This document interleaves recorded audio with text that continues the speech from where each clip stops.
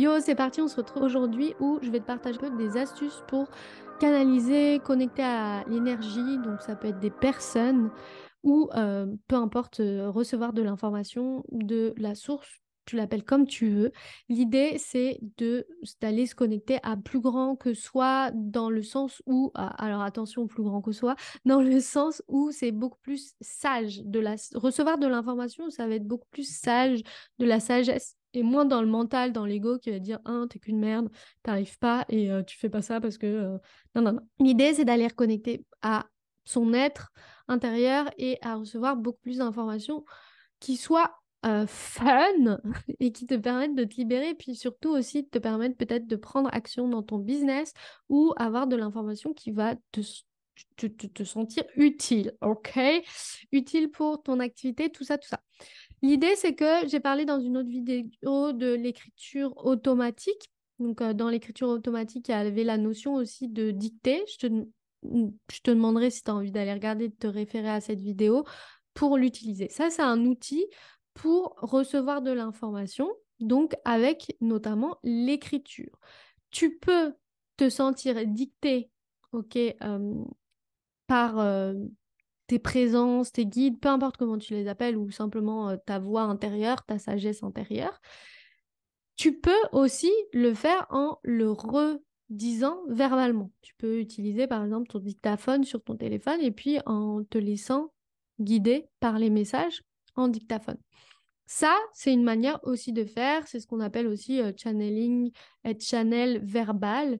Là, avec l'écriture automatique, on était plus sur du channel où on va écrire ce que l'on reçoit, mais on peut totalement le faire avec du channel verbal.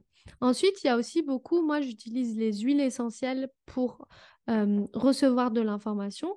En fait, je me connecte généralement à une personne ou un groupe de personnes et puis l'huile essentielle, elle me partage de l'information en lien avec ce groupe de personnes ou ces personnes et je vais recevoir des ressentis, des phrases qui vont être en lien avec cette personne quand je connecte à une personne ou alors un groupe de personnes comme quand je fais les guidances tirage huileux sur cette chaîne YouTube par exemple.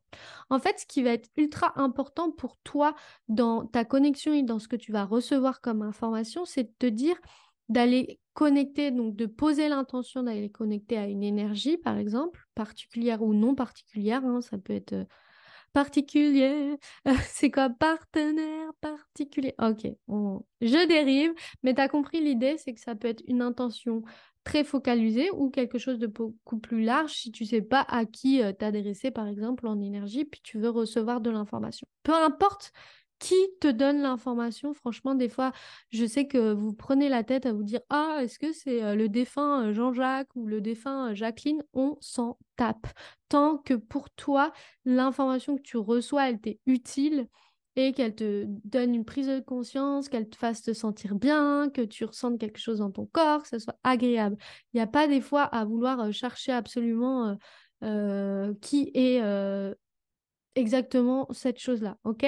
Ça va être important. Et puis, ce qui est important aussi, c'est quand tu reçois l'information, qu'est-ce que tu reçois? Et je t'inviterai à éviter de traduire l'information que tu reçois. C'est-à-dire quand tu vas recevoir des images, eh bien, viens juste noter les images que tu reçois. Quand tu reçois une phrase, note juste la phrase que tu reçois.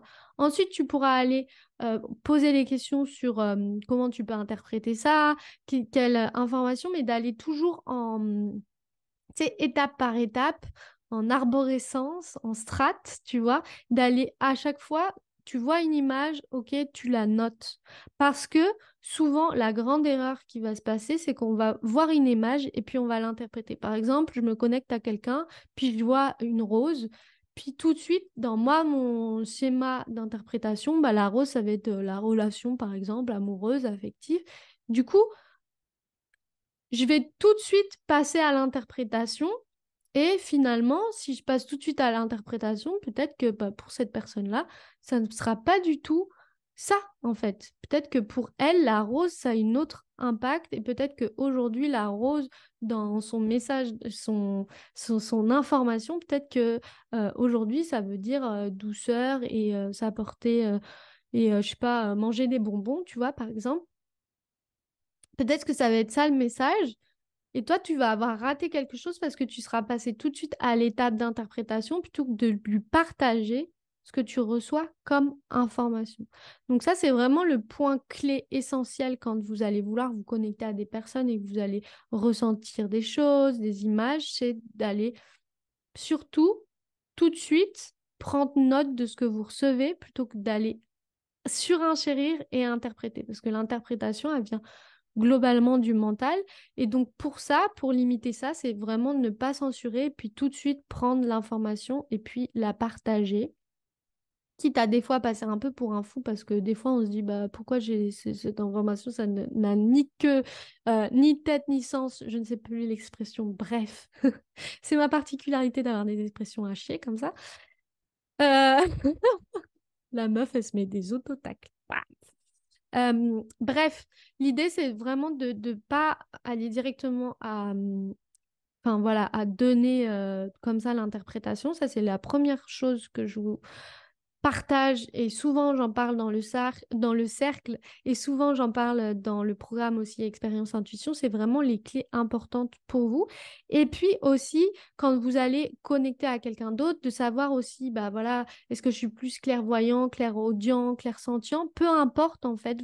L'idée, c'est de développer de plus en plus vos capacités extrasensorielles et dans les 5 sens. Donc la clairaudience, la clairsentience, la clairvoyance, la clairalliance, la clairambiance, c'est le goût et l'odorat.